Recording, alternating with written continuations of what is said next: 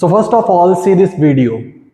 अब वैलेंसी की बात करो, क्या वैलेंसी ऑफ कार्बन में आपसे कभी बोलूंगा कि जीरो है? उसको कोई भी चीज की जरूरत नहीं है, ऐसा है क्या? नहीं, ऐसा वैलेंसी कभी भी जीरो नहीं हो सकती है, ठीक है।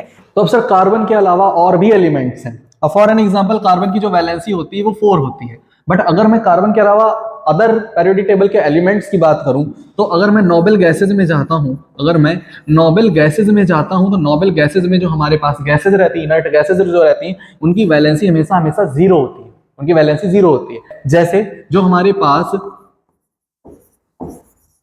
ये जितने हमारे पास जीरो ग्रुप के एलिमेंट्स हैं पेरियोडिक टेबल में, जीरो ग्रुप के जो एलिमेंट्स होते हैं या जिनको हम इनर्ट गैसेस या नोबल गैसेस भी कहते हैं, इन सब की वैलेंसी जीरो होती है बिकॉज इनका जो ऑक्टेट होता है उसमें 8 इलेक्ट्रॉन होते हैं, और जिसके आउटर मोस्ट सेल में या जिसका ऑक्टेट कंप्लीट होता है, जिसके आउटर मोस्ट सेल में 8 इलेक्ट्रॉन होते हैं, उसकी वैलेंसी ऑलवेज जीरो शो करती है।